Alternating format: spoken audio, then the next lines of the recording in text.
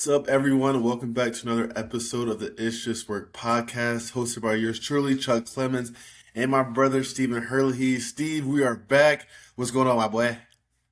Ready to go. February today, February 1st. So, one Right. month closer to March. So, ready to I know, go. so this is it's great. Like, feels like we just started this pod in November, and now we're like almost Yeah. about to be done with the season. It's crazy. It's wild, but it's everything's going well.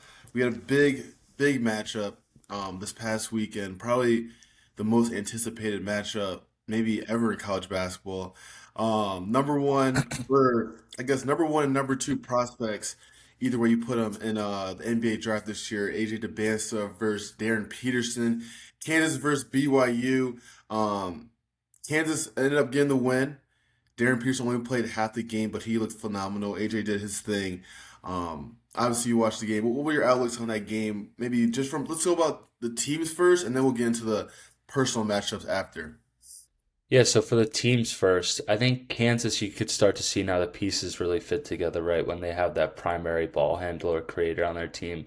Because guys like Trey White, I guess Melvin Council to a certain degree, and then Bryson Tiller, offensively, it's so much easier for them to really just, not only shoot threes, but, attack closeouts and all of that. But Kansas with Darryn Peterson, they look like, a Final Four contender for sure.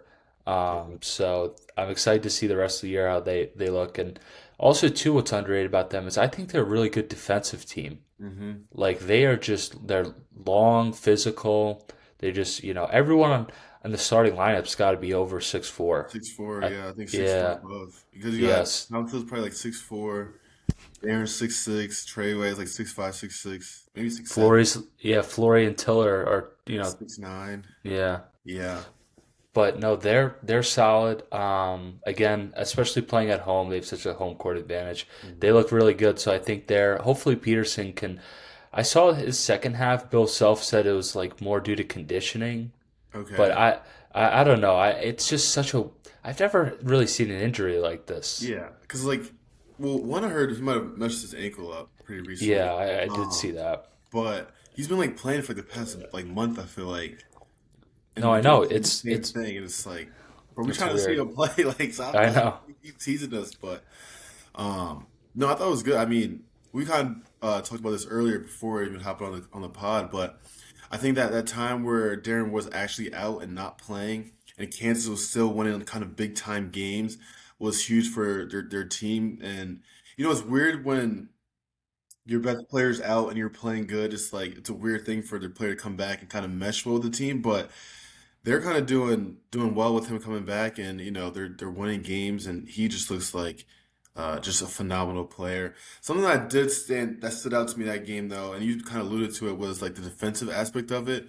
They were putting Flory on AJ, which I thought was very interesting. Obviously, we haven't really seen um, AJ going against someone of Flory's like size, his ability to move, Physicality, yeah. physicality. I remember Arizona put Toby on him, but he's big, but he's just not quick enough. Flory kind of matched up pretty well in terms of like he can move with AJ. Like they're kind of pretty similar statures and stuff like that. I think it gave AJ a lot of problems, especially in the first half, um, to be able to face that kind of defender. And I think Bill Self, that was a really smart play by him to make a little bit of change.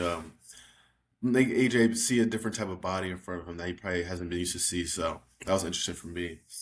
Yeah, and I think kind of flipping over to the BYU side, we talked about this earlier before we hopped on the pod, is BYU seems to just go down in these massive deficits where it's like, okay, they're a talented team, and even if they're down 10 or 12 points, they can come right back into it. But as you get versus these top teams and you get down 15, 16, 20 points, it's too hard to come back. So I wonder if that to me, in my opinion, is just a byproduct of how they play Hmm. because they're a team that offensively they want to push it, they want to shoot threes, and they're shooting them right. Long rebounds. If Kansas gets that, they're going and they're Extra just points. right. So I really think at transition at times they struggle, and also defensively they're not a bad. I wouldn't say they're a bad defensive team, but I just if you look at that roster, okay, Rob Wright's primary thing is not being a defender. Richie Hmm. Saunders, same thing. AJ, same thing.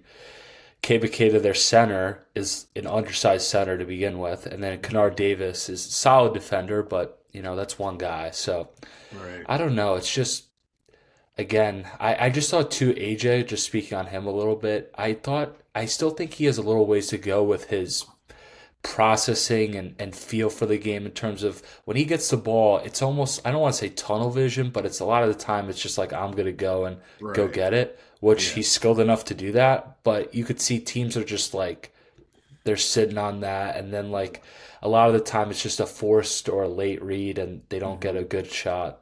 Yeah. No, I definitely noticed that too with this game was obviously we alluded to the defense aspect of it, but they whenever he was getting the ball in the mid post, they were always sending another player to go trap it.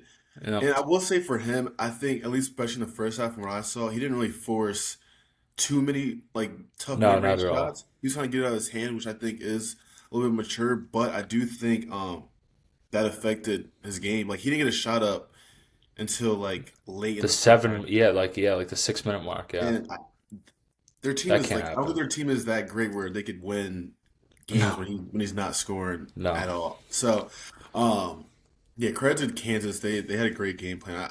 Honestly, they're definitely moving up my ranks in terms of teams, um, in the And country. But go ahead. no, I was just gonna say BYU, like early in the year, I said they were not gonna be a tournament team, which obviously is coming back Yeah, to no, bite me. But they're locked now.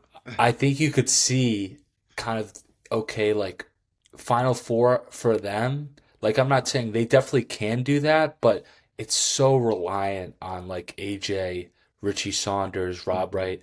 They pretty much all have to have 15 plus Easy, yeah, each game. And yeah, it's like, and we'll go to our transfer portal, analysis later in the podcast, but especially if Rob Wright is not really on, this team has not been good. hmm So versus the better teams. So I yeah. still think they can get to a Final Four for sure, but I mean, again, versus these top teams, their flaws definitely show. Yeah, and just to go back to your point of how BYU always like goes down. Clemson they went down big, came back and won that game. Villanova they were down big. Arizona they were down big, almost came back and won, and obviously versus Kansas too. I think a big reason because of that is like you said, the way they play, they really are reliant on like the offensive side of things. Defensively, obviously they're not like a bad team like you said defensively, but I don't think that they really take that kind of pride of like they're gonna stop They don't guys. really force turnovers. Right. Yeah, Right. So it's like yeah. you're not stopping guys. If you're not going to score the ball at a high clip the whole game, that stuff's going to happen. It's kind of showed. But when the tournament does come, we've talked about like Louisville being a team like this that can just kind of just get hot offensively and kind of will their way to win, just outscoring teams. Will be interesting, but I don't know. I think they're a team that we'll have to see if they're hot in the tournament. I think they can make some noise, They but have a huge game next weekend versus Houston at home. That'll yeah, be a huge litmus test for them. yeah, yeah, I agree. Let's move on to just the AJ versus Darren matchup. Obviously, these two have played each other a couple of times beforehand. I think Darren's won all three matchups when they play against each other. Yesterday, Darren only played the first half, but he kind of dominated AJ in that first half, scoring 18 points. I think AJ only had 3 points. Did this do anything for your maybe mock drafts in your head of who will be the number one pick? What was just your overall outlook on how this kind of matchup went with these two? So I think going into this game throughout the year, obviously Darren's been hurt, so we haven't got to see him as much. I've seen a lot of AJ, and I was just his ability to not only create space, but get to the free throw line and score. I just thought, given his physical traits as well, that's just tough to pass up on. So originally going into this game, I had him as my number one. Hmm. After watching this game, I know it's one game. And it's like kind of sometimes maybe a little silly, but I just thought Darryn Peterson on that court with AJ Dybantsa, with Richie Saunders, another NBA guy, I just thought he was by far the best player. Yeah. So he's doing this all hurt, right? He's not fully 100% healthy. I just think in the NBA, you're looking for that Cade, that Shea Gilgeous-Alexander with the top pick, the guy who's gonna be that creator for your offense, that Luka Doncic type player. And I just think Darren's a more surefire bet for that than AJ. I'm not saying AJ can't be that; he definitely could be. But I'm saying I just would Darryn Peterson looks the part right now. Yeah, I agree. And this is something I told my dad this a couple months ago. I was like, everyone's saying Darren's a more polished player than AJ. And my dad was like, what? Like, because AJ is obviously really good, but Hmm. it kind of showed yesterday. Darren's just he has it all. Like start off, he's 6'6", right? Yeah. Just a bigger guard, like you mentioned, Cade. But he kind of just like he could play off the ball, he could play on the ball, he could play in the pick and roll. He was coming off floppy actions. He's shooting 43% from three, People average. don't even really mention that. Yeah, yeah. I think he's almost close to 50, 40, 90. I think he's like 83% free throw. I think he's like high 40s for field goal Wow. percentage. Yeah. And he's 6'6", and he's only doing this like in the half every single time. So that kind of just blows my mind. Um, but I do think he's a more versatile player than AJ in terms of just what he can do on the offensive end. Obviously, AJ's a great player in general. There's like no knock on him. He's super versatile. But I think it's like super hard to pass up on what we kind of saw yesterday. Darren took it personally. I feel like on defensive end too, he was guarding AJ a good amount. Whenever AJ was on him, he was kind of like there was this one play he stole the ball from AJ, got it on the offensive end, trying to shoot his teammate away, went one on one with AJ and was like, "This is what's gonna happen," and scored.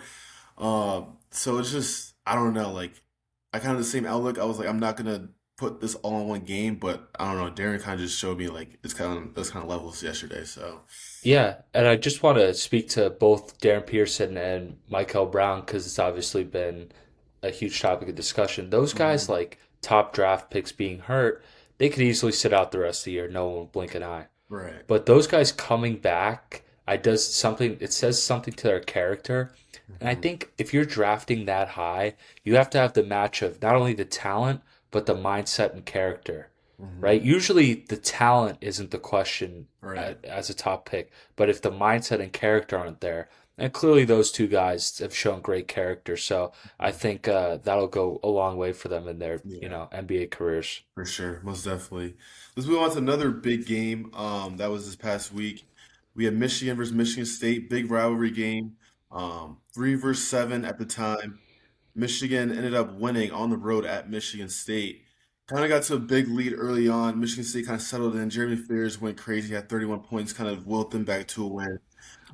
Michigan, they kind of were able to close out at the end. But what was your outlooks on that game? Obviously, Michigan's was one of the most dominant teams throughout the whole season. It kind of showed versus Michigan State. But what's your outlook on that game?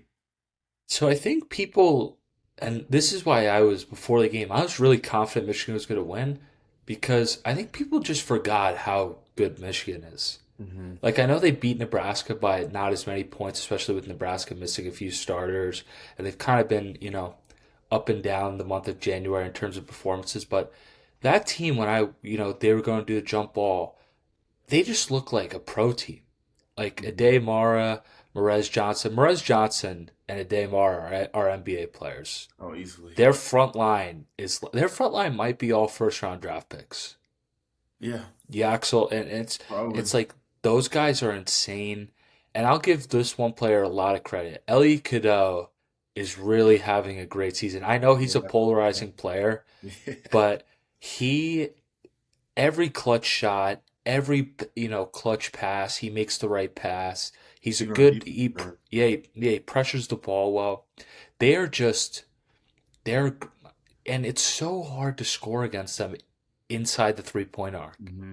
You're not getting a second chance. Michigan State's one of the best rebounding teams in the country. They look small Hmm. versus Michigan, and Yeah. it's like they had no chance. And Fears had a great game, but I mean, other than him, it was Yeah. oof. Yeah. I mean, But with them too, it's like as the game was going on, and I kind of felt this way throughout the whole season. They're a solid matchup for teams when because they have the two bigs and teams aren't as big as them most times. Obviously, Michigan was, and that would cause a problem. But like, if Jeremy Fears wasn't scoring the ball, they don't really have like who's their second option scoring the ball. I don't know. Like, yeah, because It's Kohler, but he couldn't even get into the paint. He was shooting a lot of threes that game.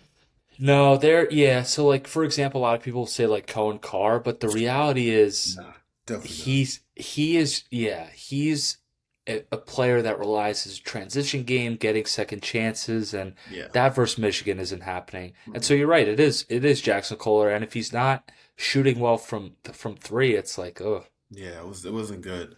And going back to the LA Cadeau, which you mentioned just now, first of all, I'll get over to Dusty May. Just the way he built this team, That's um, awesome. it's Yeah. crazy. It's crazy. Like a lot of Trey Cadeau, McKinney, a freshman, we don't even talk about. McKinney. Yeah, we gotta talk about him too. But Cadeau transfer, Yaxel transfer, Mara transfer, like, and in this age of NIL and transfer portal too, it's like you either hit or you miss, and he obviously has hit, and I think Cadeau is just someone that he's the glue of the team. He gets everyone involved. He gets everyone's shots. But at the same time, he's taking his game to the next level of like he can hit some shots too, and you got to kind of respect him out there. Um, but no, they just looked elite. They just looked elite out there. And then you have McKinney, you have Burnett. Oh, what's the other guard's name? Roddy Gale. Righty Gale too. Kind of they'll give you like 10 points when they can, but they're like fourth, fifth, and sixth options on that But team. I was just gonna read. I have the minutes up here. Most guys off the bench are sixth and seventh man. If they're getting high teens, low twenties, that's pretty good. This is their 6 through 9, 23 minutes, 21 minutes, 17 minutes, 12 minutes. Their ninth man got 12 minutes. And is that the big white guy? Or is No, that the he point guard? got 17. He had 17 minutes. It It was was the point LJ guard. Kason. That's what Yeah, I'm saying. yeah, that's And crazy. he played last year, kind of backup minutes too. So he's not like a freshman Yeah. coming in like gonna be like he knows what he's got to do. And even that I don't know the big white guy's name. Um, Will Shetter. yeah, but I think he Yeah. had a big three in that game, if I'm not mistaken. So Yes, he did. Yep. they're honestly probably the most deep team Oh yeah, in easy. the country. Like So those, that I team was really is thinking about crazy. it early in the year. Trey McKinney, Roddy Gale, Will Shetter, LJ Kason. Not only are those guys starting at a majority Power Five, they could start at some top 15 teams. Yeah, I'm not Trevor saying McKinney was all of them would, yeah. I said Trey but McKinney is was one of the better freshmen. Like he'll start on a lot of yeah, teams. yeah. Demar Burnett was starting on Bama, Bama, Texas Tech. Roddy Gill was with Ohio Ohio State. State, Like, so they're like they're bona fide nasty. starters in college Yeah. in high major programs. Man, I don't know. I don't know. We'll get back to this later. I Um, just want one quick thing. I gotta, you know, not hate on them, but uh, a good friend of ours is Ryan Jackson and UNC. oh yeah, no, I yeah. think they would like Ian Jackson and Elliot Cadeau right now. I'll just Oh say yeah, that. most definitely. Shout out Ryan Jack, man. I don't shout out UNC, but I shout out Ryan. You getting some minutes with RPI, man. I gotta give my boy a shout out, man. He's doing his thing. But yeah, man. Michigan, LA Cadell, they're doing their thing. Let's move on to some mid-major programs. Obviously you have two mid-major programs right now that are ranked in Miami, Ohio, who's still undefeated, and St. Louis. So we're seeing some teams that are doing pretty well. Do you have any teams that maybe you've been watching, you've been looking at that you kind of like, maybe some coaches even that are kind of standing out to you so far? Yeah, so I'll break this down. I'll just pick two teams, and one of them you already mentioned. But St. Louis is like, if I had to pick one mid-major team that I think could go to the Final Four, it's them. Mm-hmm. They are that good. Their coach Josh Schertz, really good. He was the coach at Indiana State a few years Yep. ago when they didn't get in the tournament. But I'm assuming if not this year, next year, he's going to get a top head coaching job somewhere. They're really good. Their offense is pretty unique. So I saw they lead the country in 2 point distance, which means they're How most of close their they two are. point, yeah, how close they Yeah. are. So they're taking basically layups, Yeah. and their 3 point attempt rate is like top 10 or 15 in the country.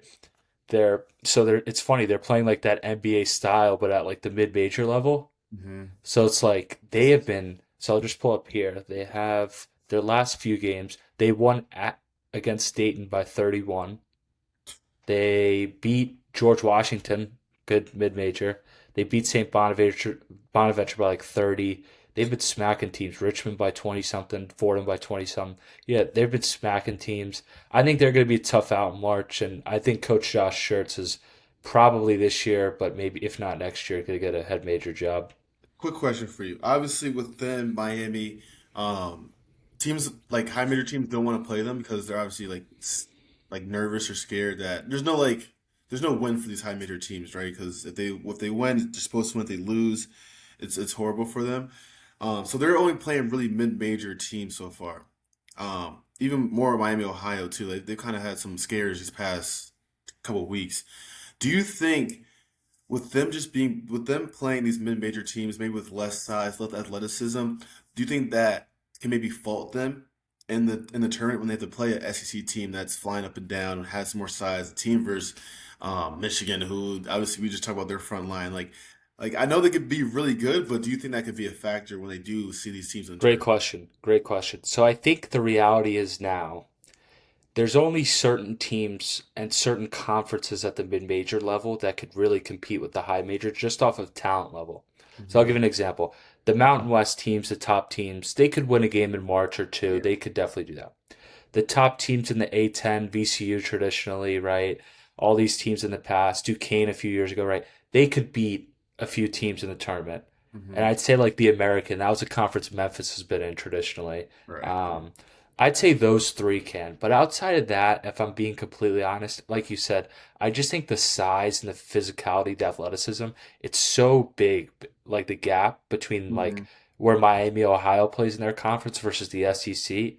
I Right. just think it would take like an A game from Miami and like a C or D game from the other team, Yeah, I if I'm agree. being honest. I agree. I agree. And I think it would be cool to see these teams or like Miami, Ohio, or St. Louis to play like a big time team and during the season, so you kind of see that early on. But no, that's a good point because it's probably gonna happen if they do make it. So. I think a solution, if I were the mid-major teams, is like Miami, Ohio, for example. Hmm. So the Mountain West and A10 teams, or the American teams, the top teams, they face a similar dilemma, right? No team in the Power Five is going to want to play them because they're a good team. But what they should do is, if let's say I'm New Mexico or San Diego State, I Hmm. would have Miami, Ohio come play us at home. Miami, Ohio is going to take that opportunity because it's like, okay, this is our one opportunity to, get a quad one win, for example. And it's like, if we Right. lose, okay, it's not a bad loss. And also, Hmm. if you're a mid major team, you have a great chance of winning that game. And Hmm. it's like, okay, like, we should win. We're at home. Right. That's a good solution I think I would do. Just play like tier two teams, basically. Right. Same with like the WCC. Same. Yeah, yeah, yeah. No, that's a good point. I mean, they both were saying that they asked a lot of teams. Maybe those teams were part of that list, but it would be cool if they kind of like maybe release it one day. Just be like I know these are that would be teams we funny. asked, and Yeah. but yeah, no, that's I like St. Louis. Obviously, they're killing. I think they're 21 right now. Probably would maybe change tomorrow when the new AP poll comes out. But Yeah. I'm also going to stay in the A10 as well. A10 is probably my favorite mid-major conference. Obviously, we've been talking about them for a minute now, but I'm gonna go with another team, George Mason. They're I think second in the 20 and A10, 2. 20-2 right now, 8-1 in conference, 14-0 at home. But there's another team. I saw them play a little bit versus St. Bonaventure, but they beat them in a comeback win. But they have kind of good wins too. Beat George Washington, who I'm pretty high on. Loyola Chicago. They beat VCU by 6 points, even Fordham too. So I think they're another team that can make some noise in the conference tournament and give St. Louis a little bit of battle for that number one spot later on. So it'll be interesting to see how they kind of go moving forward. I'm trying to see what the rest of the schedule's looking like. They definitely play St. Louis again. Yeah, so they play St. Louis March 7th. But before that, they have VCU again.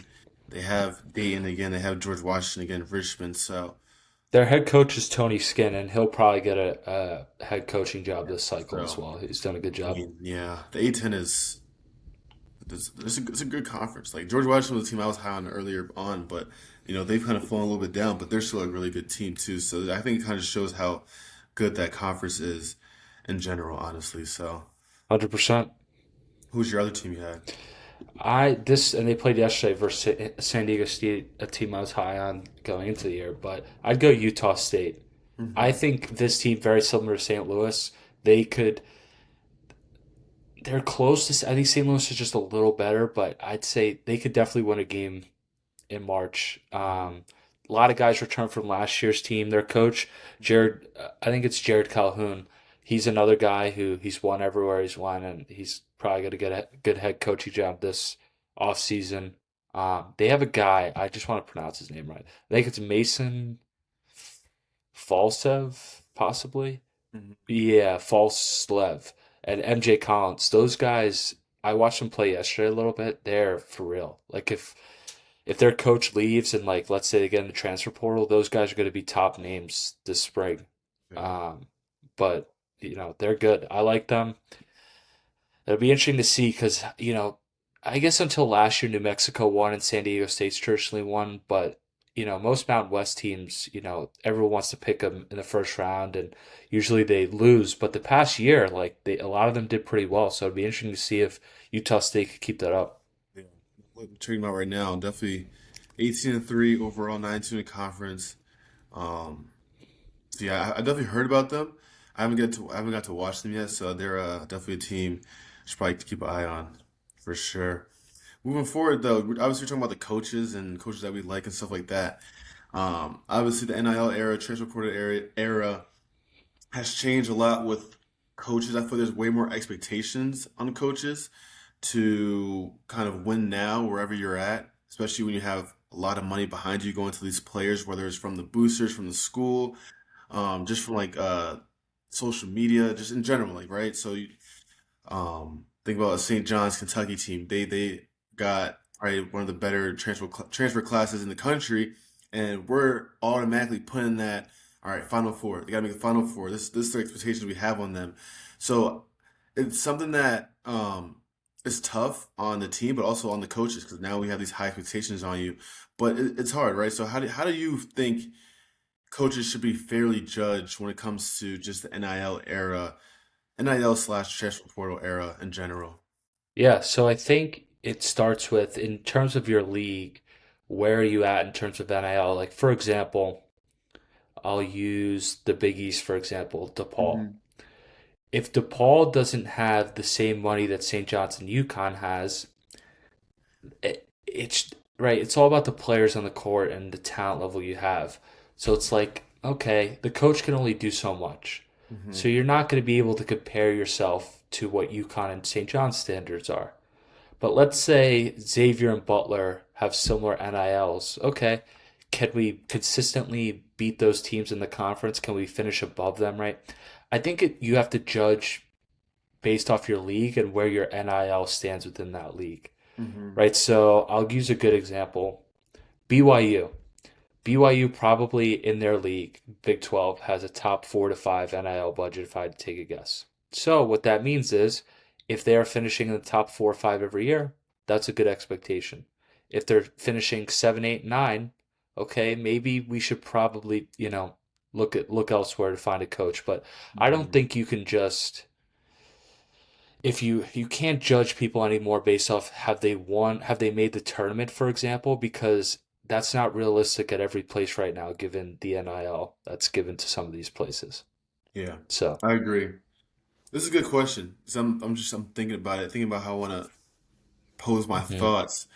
Um, I think it's kind of similar to the NBA now, right? Like if you're paying a Luca X amount of money, you expect Luca to perform at whatever that money, Right, I guess, whatever the word is, like whatever expected the money was, that's how you had to perform. And I think right. it's pretty similar to what you're saying in terms of like if your team gets this amount of money, your team should play at this expectation. Yep. Um, so we look at a team like I'm thinking like St. John's, Kentucky, even Michigan.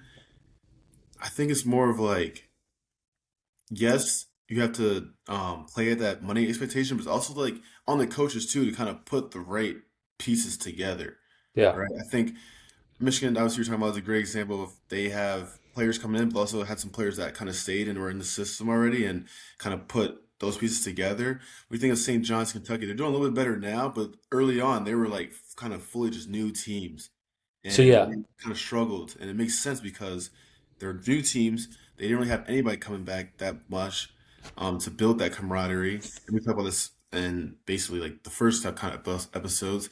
Um, but yeah, it's a difficult thing I think to judge coaches on because it's just so much that comes into play along with the NIL stuff as well. If that makes sense. Yeah, and I think going back to Kentucky and St. John's and Michigan, for example. So Michigan was ranked I think outside the top 10 in like Ken Pom preseason ranking, they're number one right now. So Mhm. obviously they have exceeded Right. expectations. St. John's preseason was 15 or 16. They're 20th right now. So they've slightly underperformed expectations. Kentucky, for example, and this is where I think you could have some serious cause for concern. They were a top 7 or 6 team in Ken Pom. They're right now ranked 30th. Mm. So to me, that's like, okay, that's where you could judge a coach like, yeah, this was bad, right? So what Right. are we going to do going forward to fix that? And because you can't just, it's just, they have too much money to be that bad. Not even So, that bad, but given to what their expectations are. so would you judge the coach on spending too much money on players? Would you judge a coach on the A great players that question. you picked, or would you judge a coach on how you kind of put the like how he's coaching actually as a coach? Like, what are you putting? What are you putting that on? If that makes sense. So, yeah, I would say, Because that's what I'm trying to think through right now. I Is like, what think I'll put that on. the number one for Kentucky, for example, if I had to take a guess, I definitely think there's talent on the roster, but I just think they pick I just think it's not his like X's and O's. I think it's just how he constructed the team and the players he picked. Like he's obviously a very good coach because he's been successful at BYU. He's successful last year, Kentucky, and like this Kentucky team this year is more talent than they did last year, for example. But like he just didn't pay, in my opinion. He didn't build the team like the right way, in my opinion. Like the pieces don't fit, and like I just don't think they picked good like to be a top 10 team like they were preseason. I just don't think they have good enough players for that. Like Yeah, if you watch Michigan and Arizona, their players in my opinion are significantly better than Kentucky's players. yeah, most So, definitely. Yeah, yeah. I think it's definitely on how the coaches construct the teams. That's what Yeah. they're gonna have to be doing now. It's like every year you kind of have to construct your team based on whatever you want or whatever. But like, it puts way more pressure on the coaches because now it's like, okay, you have to go out there. How much should I pay for this guy? Is he going to fit into what we want? Is he going to fit to a guy that we have coming back? Is he going to fit with the guy, another guy that we're trying to bring in? So it's a lot for them, and it's obviously Michigan's doing a great job. Other teams aren't doing a great job so far, but I don't know. That's definitely tricky. Yeah, but I do think coaches should be judged on how their teams are doing post NIL, post transfer portal stuff. So it's another great question. Got us thinking for sure. Yeah, and just to expand on that a little bit, it's like every year in the transfer portal now, like you immediately can fix your team the next year. Hmm. Right? So I don't really think coaches should be given as long a leash, in my opinion. So if it's been 2 years and you have a lot of money to, spend, and it's 2 years of underperforming, Hmm. what makes you think the third year is just gonna, right? So it's like you gotta kind of show signs early, or next guy. Yeah, yeah.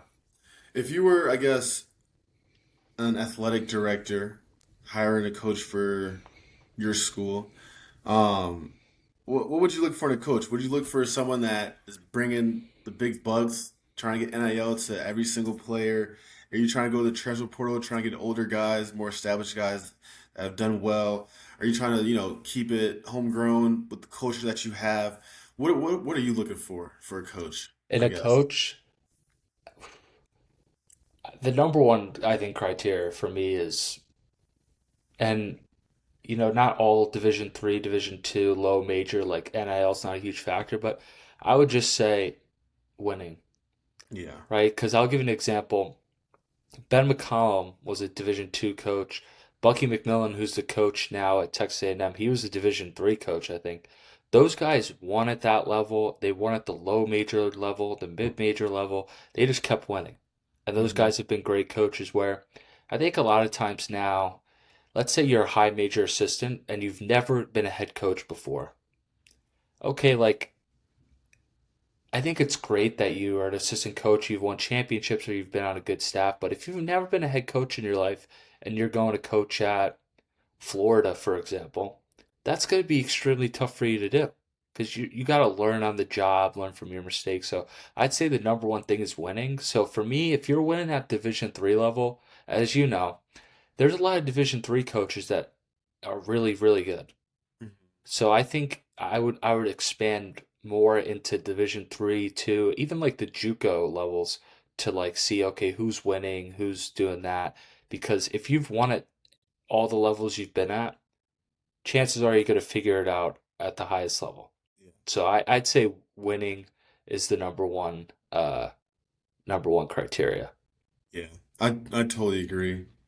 Um, whether that's a coach or a player, you want just like winning people in your program, Hmm. because in my opinion, winning travels kind of wherever you are. Obviously, if nothing like crazy happens, but winning does travel. If you have, I guess that kind of ties into culture because it's like if a winning culture, you bring that winning kind of Yeah, vibe and aura to wherever you are. Um, so yeah, I agree. I think when hiring a coach, I need someone that has proven and shown that he can win with different types of teams too, not just like that's a great point you one make. with the same kind of class, and then they move on, and like you don't know what to do after that. But I think it's like you have to win at a high level, with many different teams, many different classes, and kind of bringing that culture within every single team and stuff like that. So I think that's a huge factor that I think, if I was an AD, would look for in a coach that I'm hiring. But I think also you have to take into account, like, especially it depends where the school we're at and stuff like that. But um, I think the winning culture travels everywhere, no matter what level, no matter what division, stuff like that. So yeah, I probably go that route as well. And my kind of talking to your point, a good example of this is New Mexico's coach this year is Eric Olin. Hmm. Eric Olin was the coach at UC San Diego last year, the team that played Michigan in the first round. Hmm. And they were a very defense, slow tempo, right? That was their style, and they won a lot of games. This year it goes to New Mexico, and it's like you're watching two totally different uh, sports. They're much faster paced. They're just playing way different, and they're Hmm. winning a lot of games in New Mexico. And it's like that's a guy who, if I was a high major coach, I'd be all over him because it's like Yeah, he's showed he could adapt and whatnot. yes, adaptable, And then versatile. as an athletic director, the second thing is let's say you're a coach and you're a great recruiter, but you're not as good with X's and O's. So my biggest question is, are you self-aware enough to say, hey, is my assistants or my staff, those are the best X's and O's guys in the country? Almost like your offensive and defensive coordinator, right? So I think it's important as a head coach, you don't have to be like the best recruiter. You don't have to be the best X's and O's guys. Usually you're one or the other, but for your weakness, okay, how are you supplementing that? How are you making up for that? Because the people that do that are the real great coaches because not everyone's a great, like I said, X's and O's and recruiter. It's usually one or the other. So you just got to find, okay, how am I going to supplement my weakness? I agree. It's definitely something that will be interesting to see how it keeps moving forward. Where coaches are like moving up and down just because of um how they kind of do in terms of like the NIL era and stuff like that. But Yep. let's move on to, I guess, we'll say within the transfer portal, but we'll look at players more.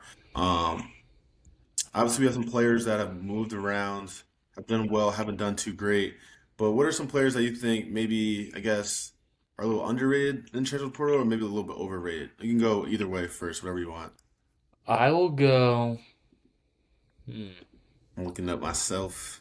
yeah, I will go underrated, I guess. Yeah, we'll go One of underrated them, first. yeah, I'll go underrated. uh, Guy that, because I'm a huge St. John's fan, I watch a ton of, Mm-hmm. is, and he's done way better than I thought he'd do as the season's progressed, Mm-hmm. is Dylan Darling, the point guard. Mm-hmm. So I would say in the non-conference, he was really struggling, real Mm-hmm. bad. Now he is like the reason at times they're winning these games with a team loaded with talent. And he's been one of their five best players the past month, month and a half. Where do you So the come from? fact Idaho State. So the Okay. fact that he came from Idaho State, low Yes, expectations, crazy. right? he is it far exceeded any expectations I think anyone had of him coming into the year. So that's why I think he's underrated because Mhm. he's way past expectations in my opinion. And it's crazy too. It was like early on in the season, Patino was like, "You don't need a point guard," Yeah, and stuff like that. And like they were losing games. Now I feel like it's coming full circle. It's like, all right, you're yeah, giving this guy a little more minutes. You're giving him more freedom to kind of win you some games, 100%. and it's full circle moment. That's funny. I'm looking at the on three rankings. There's some good players on here, honestly. A lot of them actually doing pretty well. I think I'm gonna go with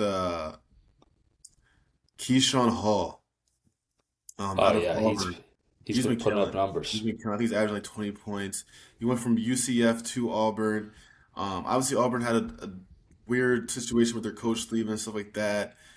Being the best team all year last year for the most part, to what they are now. But they're kind of, they had some big wins in conference play that I did not think were going to happen over Florida, over some other different teams too. And he's obviously a big part of that. And he's someone that I don't think is getting as much love as other players in the SEC just because, maybe their team's a Right. little better just because the hype and stuff like that.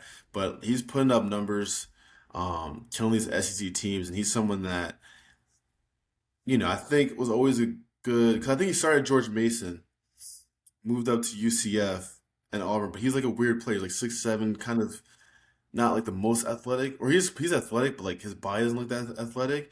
Um, Uh-huh. but he's improved on his perimeter game a lot, shooting the ball much better. So he's someone that I've been checking in on, and he's kind of been killing. So I'll go with him for my underrated player. Yeah, we could also I guess we'll go two underrated, two overrated is the best term. My second underrated, I'm gonna have the combo of Ademar and Perez Johnson. Now, I think they were highly touted transfers coming in, but Hmm. like if you had to rank the top 10 transfers going into the year, I don't think those two were in there. I think they're clearly in there now. I mean, those Yeah, guys are Perez and they're both NBA players, both probably Perez. first round picks. I'm gonna He's cut you not. off. Perez was ranked. This is on three rankings. He was ranked Okay. 40th on Okay, three. so yeah. So I don't know definitely, what a Daymara was, but I'm still he's looking. yeah. But 50. yeah, those guys are studs. So, Yeah, they're crazy. clearly, I think, have been awesome. Yeah, no, they've been killing it. I think my second guy, I'm gonna go with. I'm gonna stay in the SEC. He's this guy's been killing pretty recently. Really recently is I don't know how to say his name. Dalen Swain. Dylan Swain. Dalen Swain from Dalen Texas, yep. Swain. Yeah, I've been seeing a little bit of him putting up crazy numbers at Texas. They're another team too, kind of like Auburn, has been getting some pretty big time wins, and he's a huge reason for it. Small forward, 6'7", kind of similar to Keyshawn in terms of like their height and stuff like that. But he's someone I think is super underrated. That's been, I think, can climb up on some NBA draft boards. Honestly, um, so yeah, I like him a lot. Honestly, overrated. I'll go first. My overrated one, Sure. who I think had a lot of expectations coming in. I'm gonna go Darryn Williams, out of NC State, and this is more of just like a coming from Texas Tech, they had a crazy tournament run. He was a top five transfer in the portal rankings or whatever. And I think people, even myself, kind of thought that he was going to come in NC State and kind of, they were going to be a perennial top 25, top 20 team throughout the whole season just for who they brought in, new coach and stuff like that. And I don't know, I don't really think that the team as a whole has gotten to that point. And I think a big reason of that is because I don't think he's been able to live up to the expectation that is probably put on him as being a top five transfer. Um, Still a really good player and stuff like that, but I just don't think that um, him as well as the team has lived up to the expectations that people probably have thought. So that's my first one for sure. My overrated one, we haven't talked about their team as much. I think you were actually, if I'm not mistaken, you could correct me, you were out on them like being a top 10, 15 team going into the year, but it's Donovan Dent from UCLA. Mm-hmm. He has been, you know, he's been fine as a lead like distributor. I've watched him honestly two or three times and but he's been bad. I just looked it up now. He's shooting 19% from three, Oh shoot! 61% from the free throw line. He's shooting Damn. 45% from two. I didn't know it was that bad. Yeah, this is a guy that was a top. I remember like when he was in the transfer portal and the rankings show he was top 5 or 10 transfer easy. People were going for him. I mean, they've been severe. They've severely underperformed this year, Hmm. and Yeah, he is, if I'm being honest, he is one of the main reasons, if not the main reason. yeah. So I would go with him. Mhm. And I think we were talking about before, right? The team he was on last year, they played different styles. So, Totally different. I mean, honestly, that's probably a huge reason why he's underperforming because he's more of a straight up and down guy, getting play with space and stuff like that too. So it's weird. I don't know. I don't know why he would. Obviously, probably does research and stuff like that, but I don't know. It's all about fit. So that's a good point. Let's move on to I guess we'll go to teams that we think we'll go one overrated, one underrated team in the AP poll. Ken Palm. If you have Ken Palm, I don't, but I'll go AP. So I guess Sure. whatever you want to go with. So I'm gonna go based off of. I'm gonna pull up the AP poll now, just because I want to compare it. But I have a few thoughts in my head. One team I think a lot of people will, highlight is Nebraska. I actually think they're more now like appropriately ranked. So I have Nebraska's fifth. That's probably a little high for them, but I still think that's fine. That's appropriate. Overrated. I'm gonna go actually. This not surprising. I'm gonna go UConn. I do not as the no as the overrated team. yeah, overrated. Yeah. That's not Uh, surprising. I don't. Oh, oh Yeah, I mean you gonna get killed again, bro. You gotta be careful what you put out there from that no, team. but what I was gonna say, I just don't like if you had Duke and Michigan played UConn tomorrow. I think both those teams would win, and I think both of them would win comfortably. So it won't be a 2 or 3 point game. And I just think they've struggled in Big East. Like they beat Creighton the other day, which is a great win. They won convincingly, but they're not the second best team in the country. I don't think. Hmm. Now, are they a top 10 team in the country? Yeah. Hmm. But are they two? No. Michigan is, in my opinion, pretty significantly better. I can see that. So even if you want to convince me on Duke, I could get there. But I just think they're not the second best team in the country. I think they're overrated where they're currently stated right now. So do you think they're better than Nebraska? Yes. I do too. I think Michigan's better. I think Duke. I think Duke's a little bit better. I wouldn't say it's like a huge difference, but I think I have a UConn's few fine. I could go I have a list here. I could Go ahead. I think Iowa State's better. Okay, that's not crazy. I think Illinois. Houston's better. That's not crazy like Houston. I think Illinois and Florida are better. Now, I'm going to get a lot of slack because UConn did beat them, both those teams. Hmm. I will say, though, at that time, Keaton Wagler was not the same player, and Florida, it was a close game. It was right there. Hmm. But after those 7 teams, I would say, then I could see like UConn, I think, is better than Michigan State, Purdue, Gonzaga, in my opinion. Yeah. So I'd put them, they're like the eighth or ninth best team in the country. I don't think they're, you could even say like they're the seventh. I don't know that they're in the top five, though. Hmm.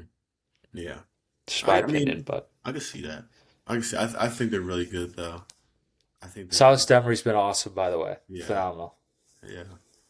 I'm gonna go with my overrated team. I'm gonna go with Michigan State. Um, I think they kind of got exposed a little bit versus Michigan. It's just like if Kohler is not being Kohler, if he gets kind of shut down, obviously Jeremy Friers is doing his thing, but I wouldn't put my life on it that Jeremy Friers is going to give you 30 every single night if Kohler's not killing it. Um, and I think they're a pretty like one-dimensional team in terms of like it's either down low to the bigs or is Jeremy Fierce kind of create for himself. Like I don't see Cohen Carr really doing anything. Kurt Tank can shoot a little bit, but he's not like a guy that's going to get you 15 points. They have another freshman that's solid, but he's kind of up and down in terms of scoring. So there's a team offensively that I don't think is elite. And I can see them getting kicked out early in the tournament. They have a tough matchup for them just from the offensive standpoint of things. But they're my team that I think is a little bit overrated because they were ranked seventh this past week. They're probably gonna drop down a little bit, but I don't think they're the seventh best team. I think there's a good amount of teams better than them, honestly. Yeah, they're like a confusing team to me because they have some really good wins, but like Yeah. you just look the talent, and this goes to show how great Coach Izzo is. Yeah, that's what I'm saying. Yeah, I Is there agree. an NBA player on the team? I Like if I don't know. like G League. Maybe. Maybe at some point, who knows? But I just think, yeah, I No, agree with you yeah. there. It's nice. It is Underrated? a go. Yeah, I was gonna say underrated teams. There's a few ways I can go here. Vandy's underrated. Houston's probably underrated for where they're at. I'm gonna go still with Florida though. I think Florida's a top 7, 8 team in the country. They're currently ranked 19th. I think there's a lot of talent on this team. They Boogie Flan and Xavier Lee have not been what was made out to be for them, but I think they've had a few close losses. I think they're not 19 is there's not 18 teams better than them. I can see that. I mean, I've been high on Florida for a good minute now too. But they have some tough. What's their record in the conference right now? They're up there. They might only have one I think loss. they have two losses, right? Because they Oh, lost to two, yeah. yeah, they had a bad loss for somebody. I'm blanking. Missouri. Right, like I hate that loss because like y'all are nice, but y'all I gotta like stop losing. Let's like I know. you're my pick to win the conference, so it's like you can't lose Missouri. But no, I'm huge on Florida. I think they'd be. I just want to see them going on like a run where it's like kind of last year where there's like just winning and winning and winning and winning and winning. So I could be like, I was right, Here but they are. Yeah. I don't know. We'll see.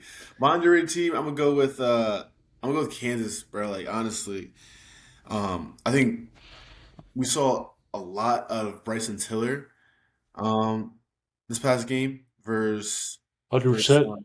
BYU, and I think he's an X factor for them too.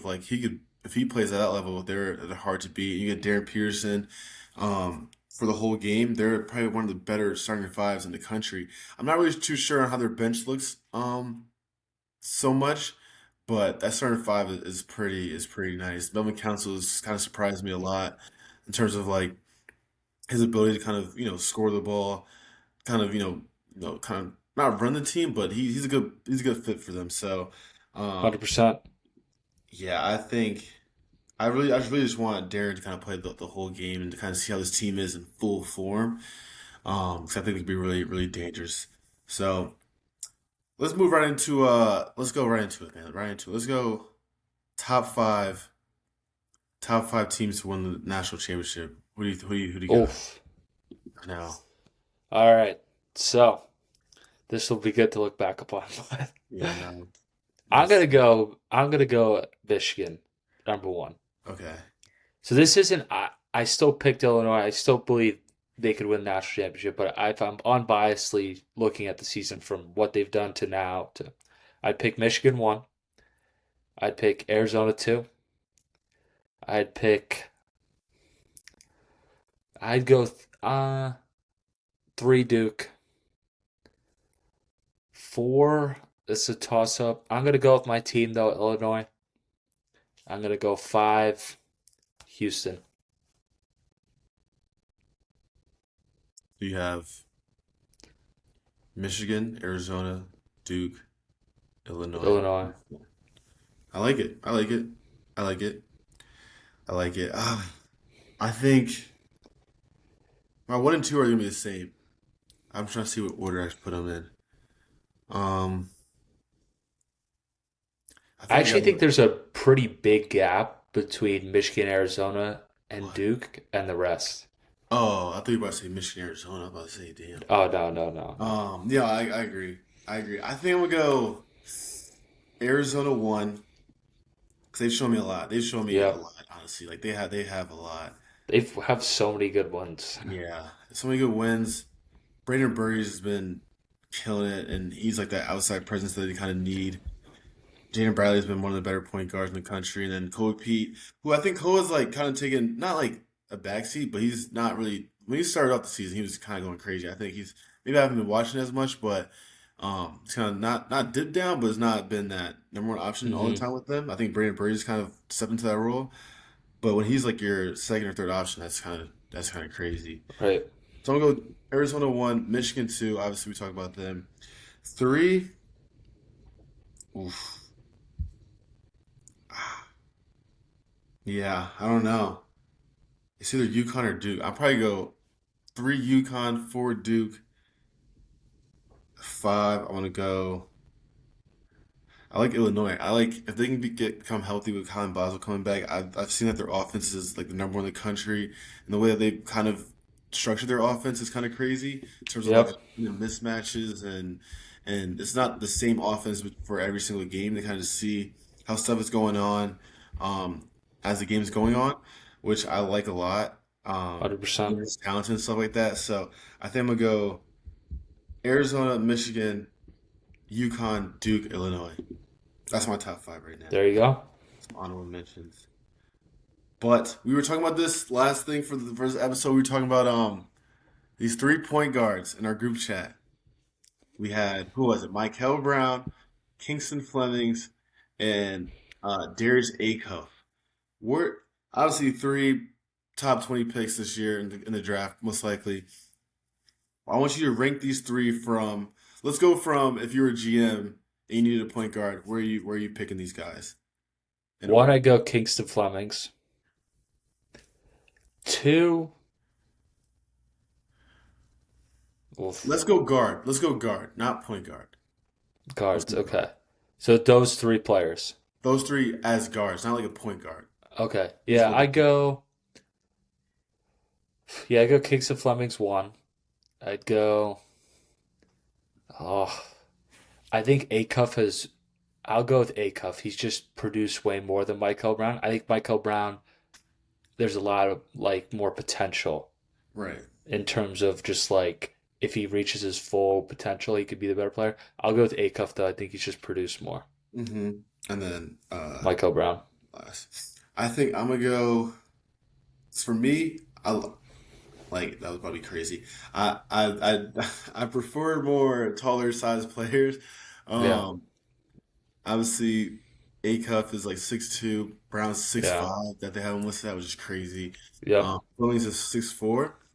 So in terms of if I was a GM, and obviously potential comes into that kind of stuff, I think I'm gonna go Flemings. I'm gonna go Brown, and then Acuff last. Acuff has probably been tied first with the best players out of that right now, but I don't know. I'm super high on Brown. I think just his size, his shooting ability. Obviously, hasn't shot the Yeah. ball well this year, but I think he has the ability to shoot super well, and he can get downhill. But no, all three of those guys and all three of those guys are gonna be super high picks. I think they're all 100%. unique in their different ways, and it's crazy. Those like three guards that we talked about, and we didn't even mention like Darren Keaton Peterson, Wagler. Wagler. Wagler is gonna be Lotto. Stamp it right now. He's Lotto. Yeah, I agree. Another. It's You know, funny, like what? Go ahead. beginning of the year, you might have said the same thing I was going to say. We were talking about Neo from Virginia Yeah. Tech, and he's just like, I hate to say it, he's been a productive player, but he just hasn't been the same as those guys. Nah. Yeah. But I was gonna say with Wagler, I think he was about to go to like Murray State, and That's then crazy, right? I guess Yeah. Tyler Underwood, the son found him, and but like he's like 6'6", can shoot the ball, dynamic off the dribble. I don't know if can 100%. he pass the ball. I think he passed the ball Yeah. pretty Yeah. solidly, Yeah. Yeah. good enough. So yeah, he's we could have added him into that. Or would you put him in that three? Or like he had him as a fourth. Where would you put him? He's Ooh. probably he's probably second for me. He's second or one. Mm. He might, I just think Actually might be one, bro. he might be one for me because I think he's just a much better shooter than Flemings. Right. Flemings, I just think, is the overall better player by far, but I think if you're looking for a creator, Luka Doncic, Shea, I think he's the best chance of being So he might that. go top 10 then. He might, yeah. This draft class is loaded. I get it. It's right. I'm so excited for March Madness, bro. Like it's about to I be know, like there's just so many like great players that can be playing. Like 100%. so, it's gonna be Yeah, interesting. But yeah, all right, another episode down.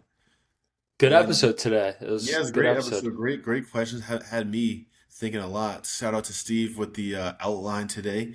But no, I Appreciate mean, it. February's going. We're one month away from March, and we're just gonna keep rolling, man. So we appreciate you guys, all the support. We have people coming up to us in person saying how much they love the pod, how much they listen to us, how much and we appreciate that support honestly from every single Always person. love it. It's actually crazy. So we're gonna keep it rolling, keep it going, and make sure you guys like, comment, subscribe, turn on post notifications, all of the above, and we will see you guys next week.